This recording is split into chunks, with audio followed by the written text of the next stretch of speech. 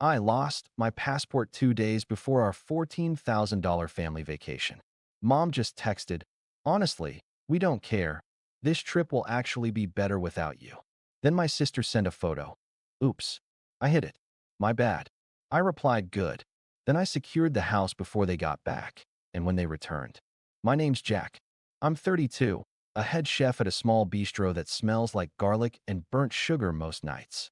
I'm the oldest kid, the one who books tables, fixes ovens, and sends calendar invites because nobody else will.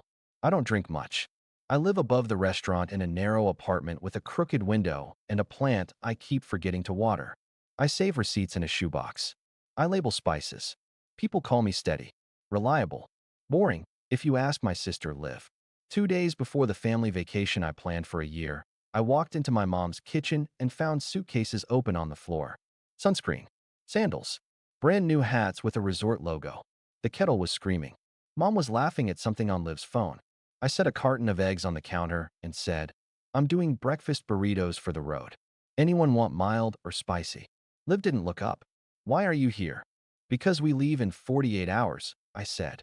"And because the fridge is empty." Mom finally glanced over. Her smile faded into that thin line she saves for me. "Jack, we talked about this. Don't make a scene." A scene. I opened a drawer for foil, and it was full of sunglasses, tags still attached. I booked everything. I'm just. Liv sighed, loud and theatrical. "You booked it with our money too, remember? Group effort." I stared at her. "I covered the villa deposit, the flights, and the rental van. You sent me $20 for vibes." She rolled her eyes and slid her phone across the counter like she was dealing a card. The group chat glowed. My name was highlighted. Old messages. New ones. I caught a glimpse of my own text from the night before, flight confirmations, packing list, airport time. Mom's voice cut through. "Honestly, we don't care. This trip will actually be better without you." The kettle clicked off. Time stretched. I wasn't sure I'd heard her right. Liv smirked. "She means the attitude." "You're exhausting, Jack." I looked at the burrito pan. Oil shimmered. My hands knew what to do. Whisk, pour, fold, while my chest went hollow. I swallowed. "Okay." The word tasted like steel. I turned off the flame, slid the pan to the cool burner, and nodded once. No yelling. No lecture. Just the quiet kind of hurt that lands and sits there. Mom reached for a beach tote. "Good. Don't make this about you." I wiped my hands on a dish towel. I stepped back from the counter and into the doorway. The kitchen hummed, the fridge, the kettle, the tiny rattle of spoons. Somewhere outside, a car alarm chirped, then stopped. I said, calm, "We'll see." Liv's eyebrows lifted. "We'll see what?" I didn't answer. I left the eggs on the counter, walked out to the porch, and let the screen door close behind me. My phone buzzed in my pocket. I didn't look. I stood there, listening to my own breathing, to the soft tick of heat on metal, to the shape of what I already knew was coming. I grew up in kitchens, church basements, school cafeterias, uncle's backyard grills. Food was the way we apologized and the way we pretended nothing was wrong. Dad left when I was 14. After that, I learned to turn groceries into rent, tips into textbooks, time into more time. Line cook at 16. Sue at 24. Head chef at 30. I like the rhythm. Prep list, fireboard, last table out, mop, silence. Family stuff never had rhythm. It was always improvisation and guilt. Mom's favorite line, "We're family. You owe us." Liv is 27, professional almost something. Influencer 1 month, dog sitter the next, wellness coach when she remembers her password. She burns through phones and promises. She has a talent for showing up exactly when the bill is due, smiling, and calling it teamwork. Money bled out of me in 100 small cuts. The temporary phone line I added for Liv that became permanent, groceries for Mom, until the disability check hits, even though it never came. Uber rides after midnight because Liv couldn't walk in those heels, ticket fees, emergency dental, one catastrophic vet bill for a dog Liv fostered for 3 days. Every time I tried to set a boundary, Mom sharpened her voice. "Jack, don't be dramatic." Or the classic, "If your father were here," she'd let that hang, like his absence was somehow my fault too. So when I found a villa discount last winter and started planning a trip, 7 days, beach, big kitchen, market within walking distance, I let myself believe it could be good. A reset. I put my tips in an envelope. I split double shifts. I built a spreadsheet with tabs, flights, villa, food, van, activities. I sent the link to our family chat with a simple, "We do this together." Liv replied with a string of palm tree emojis and, "Yes, chef." Mom said, "We'll see if we can swing it." I covered the deposit to lock the rate. Then I covered the airline sale because "we'll pay you back Friday" turned into "next Friday," turned into silence. By spring, the spreadsheet showed the truth. I had paid 80%. Mom had sent $300 total, 2 months late. Liv had sent $20 labeled Vibes, another $15 labeled Manifest. When I pressed, the chat filled with noise.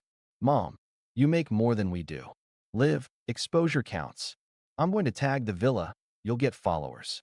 "Me, the villa doesn't take followers." Then came the passports. I reminded everyone to pull them out 2 weeks before departure. Mom said hers was somewhere safe. Liv sent a boomerang of her throwing bikinis into a suitcase. I checked my drawer, like I always do, the one with folded leases, spare keys, and my passport. The envelope was there. I didn't open it. I just tapped it and went back to service. 2 days before we left, I stopped by Mom's to drop off travel-size sunscreen and granola bars. The suitcases were open. The kettle screamed. You know the rest. After I left the kitchen, I sat in my car with the door open and the heat slapping my face. My phone buzzed again. Group chat. "Mom, don't sulk. Your attitude ruins everything." "Liv, OMG, stop being weird. Just bring snacks and don't talk about budgets on vacation." I typed, deleted, typed again. I settled on, "Where's my passport?" 3 dots appeared. Disappeared. Came back. "Liv, why?" "Me. Because we fly in 2 days." 20 seconds. Then a photo popped up. My passport, blue cover, half tucked under a stack of resort hats on Mom's counter. Liv had drawn a little heart on the image and added the caption, "Oops. I hit it. My bad." My fingertips went cold. "Where is it, Liv?" "Liv, chill. I didn't want you nagging everyone about boarding times. You can get it when we head to the airport. Keeps the vibes clean." Mom sent a thumbs up. I stared at the photo until the screen dimmed. I turned the brightness back up and stared some more. I took another breath. I called. Liv didn't answer. Mom did. She didn't say hello.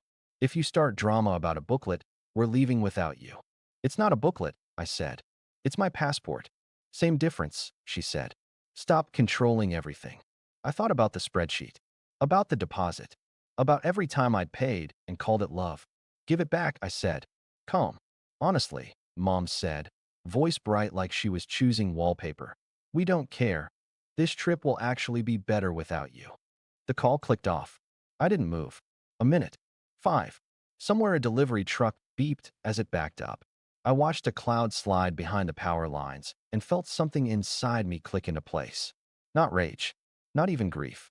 Just a switch. At the restaurant that night, I burned 2 steaks. My sous took over the pass and made me sip water like I was the one in danger of overcooking. After service, I pulled my shoebox of receipts and did the math. Villa, paid by me. Flights, mine plus 3 one-ways for them because we'll reimburse. Van, mine. Activities, mine. Groceries fund, mine. The total looked like a slap. 14,000. My handwriting underlined it twice all on its own. I took photos of everything. I saved PDFs. I put copies in a folder called Truth. Then I went home, opened my drawer, and this time I opened the passport envelope. Empty. Just the faint rectangle where a booklet used to be. I sat on the edge of the bed and laughed once, a small dry sound. Then I stopped laughing and started making a list. The next morning, first thing, I texted the group chat. "Good." Liv replied instantly. "Good what?" "Me. Good that the trip will be better without me." "Mom. Finally, you're being reasonable." "Me. One more thing. Return my passport today." Liv sent a selfie with sunglasses on, tongue out. "Come and get it." So I did, but not for the reason they thought. I drove to Mom's with a locksmith I know from the bar next door. He's a regular. Eats fries with mayo. Pays cash. We stood on the porch while I explained, quietly, that I own the house. Title and taxes in my name since I refinanced it 2 years ago to keep Mom from losing it. They've lived there rent-free because I couldn't stand the idea of my childhood kitchen being empty. I had the deed in a manila folder if anyone wanted to see. The locksmith whistled. "Rough," he said. Then he rekeyed the front and the side door. I left keys with Aunt May across the street, the only person who ever brings a casserole when things explode, and with the property manager I hired that afternoon. I gave Mom and Liv new tenancy agreements. Simple, clear, due dates, boundaries. If they wanted to keep living there after they got home, they'd sign like adults. No more vibes. I boxed the valuables I'd bought: the TV, the espresso machine, my stand mixer that somehow migrated downstairs last year. I labeled each box and stacked them in my trunk. I left their things untouched. I took photos of everything I moved and emailed them to myself. Then I put a small safe on the top shelf of the hall closet and locked my important documents inside: birth certificate, chef's license, extra cash. I left a note on the closet door: mail is being held at the post office. Pick up with ID. On my way out, I checked the junk drawer for spare keys. For copies, I pocketed them. I left a polite printed notice on the fridge: new keys with Aunt May. See tenancy agreements. Jack. Before I started the car, I opened the group chat and dropped screenshots: every receipt, every ticket, every payment confirmation with my name in bold. I added a simple message: trip cost, $14,062.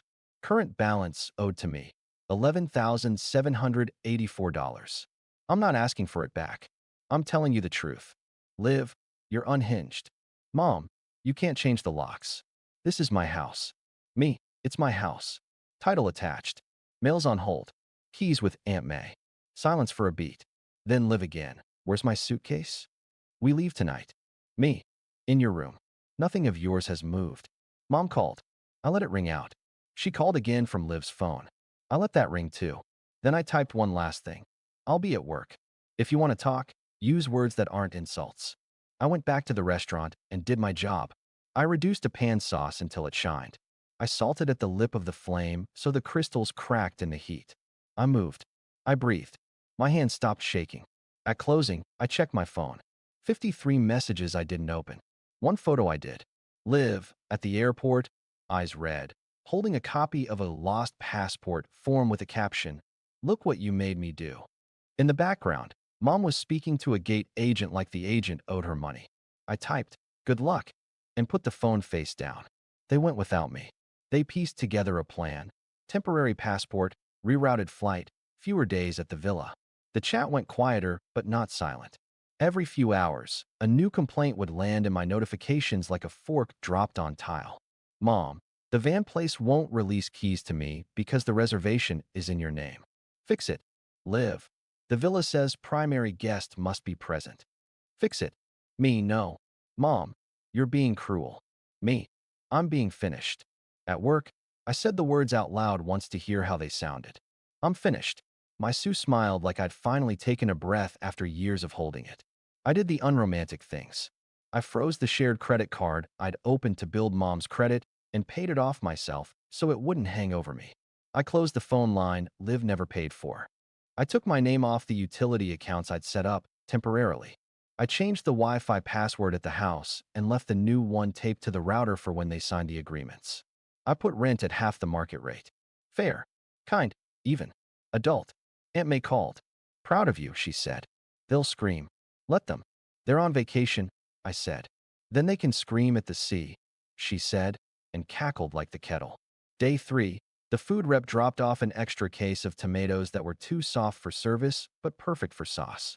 I simmered them with basil and garlic until the room smelled like August.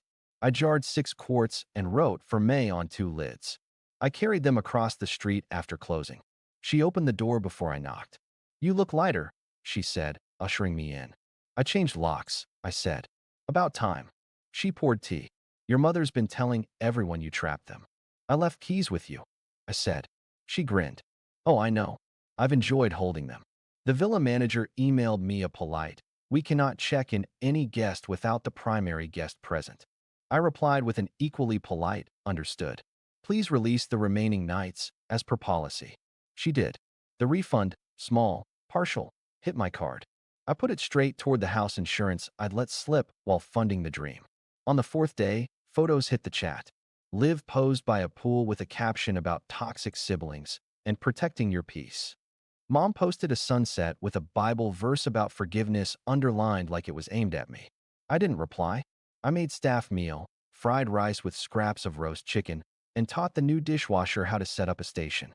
He reminded me of myself at 19, hungry, careful, tired. I sent him home with leftovers and a pear cake that broke in the middle when I turned it out. That night, a different kind of message came in. Cousin Theo. We hadn't spoken in a year. Hey man, saw the Villa Saga. For what it's worth, I remember you paying for my suit for prom because mom couldn't. You didn't make a speech about it. You just paid. You're not the villain. I sat with that for a long minute. Then I put my phone down and slept through the night for the first time in weeks. When the week was up, I mopped my apartment, opened windows, and let air move through.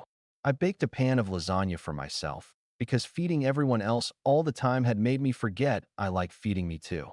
I stacked the tenancy agreements on the counter with a pen. I set the extra keys beside them. I left the front light on for their return. They pulled into the driveway at 2:17 a.m. I know because Aunt May texted me. They're here. I'm in my robe watching like a hawk. At 2:19 a.m., my phone rang. I let it go. At 2:22, it rang again. Then came the banging on my apartment door downstairs like I owed the building rent. I went down in bare feet, unlocked the deadbolt, and opened the door. Mom stood there with her suitcase. Liv stood behind her holding a tote bag with a flamingo on it and wearing the sunglasses from the drawer. Both looked sunburned and furious. Mom's opening line wasn't hello. It was, open the house. It is open, I said. For people with keys. Aunt May has them. Liv shoved forward. You're sick.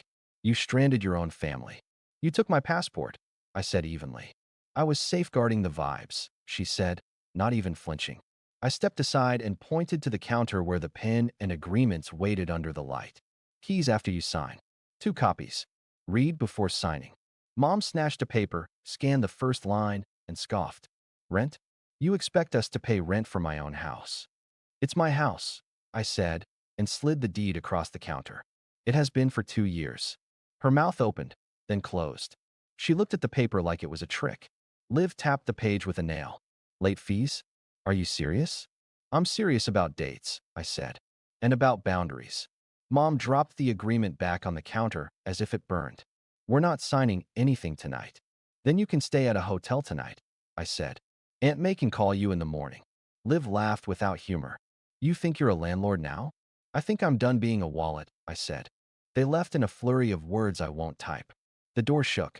Their car reversed too fast, braked, surged forward, stopped. Headlights swept the walls.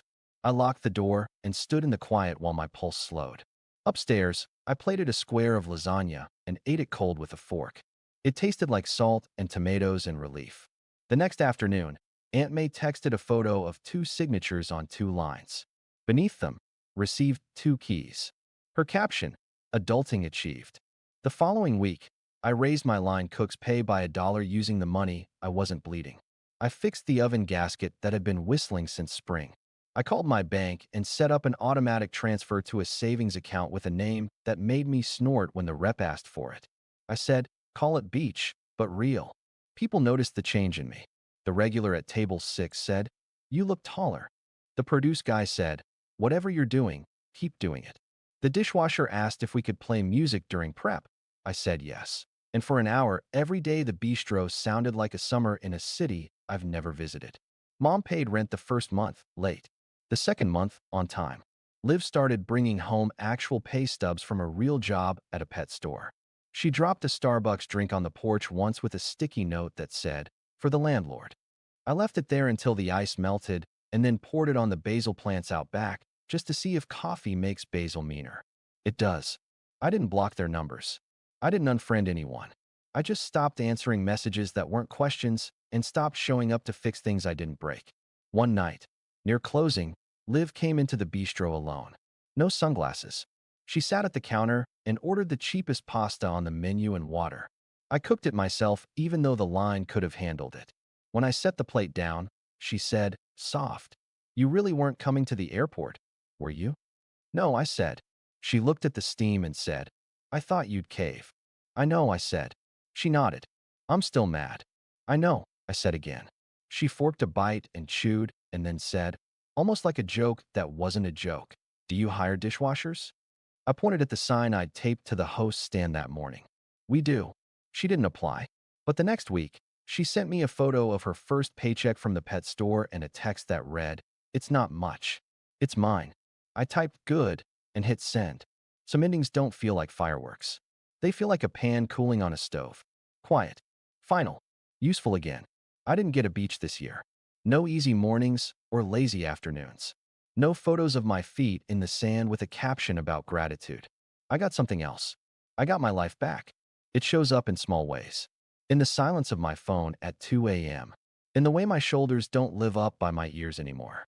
In the way I taste food again. Actually taste it, not just check for seasoning. In the plant on my windowsill that finally perked up because I remembered to water it 3 times in a row. Mom still thinks boundaries are disrespect.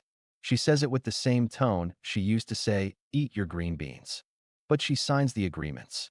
She writes rent in the memo line. She knocks before she comes upstairs. Sometimes she stands on the porch with a bag of oranges and looks like she's going to apologize. She hasn't yet. I don't need her to. Liv is still Liv, loud, slippery, allergic to calendars. But she doesn't have the house key that opens everything anymore. She texts me dog photos with captions that sound like full sentences. She pays her share of the Wi-Fi from an account with her name on it. She told me once, "You're different now." I said, "No, I'm the same." You're seeing the part that says no. Aunt May brings me gossip like it's a bouquet. She also brings back my Tupperware, which is love in a language I understand. Sometimes I think about the photo, my passport under the hats, that heart drawn on it. I used to see proof of malice. Now I see a diagram. That heart covered my life. It was cute. It was theft. It was both at once. But it taught me the lesson everyone keeps writing on mugs and magnets that never landed for me until now. You can care and still close a door. The moral is not complicated, and it isn't poetic. It's a kitchen rule. Hot pans look like cold pans. Handle everything carefully. If you get burned, you run it under water, you learn, you don't put your hand back on the same metal. I won't be used. I don't fund disrespect. I don't beg to be included in rooms where people celebrate excluding me. I don't explain receipts to adults who like to call money vibes. I cook. I pay my bills. I answer calls that are questions and hang up on insults. I keep spare keys with the person who has earned them.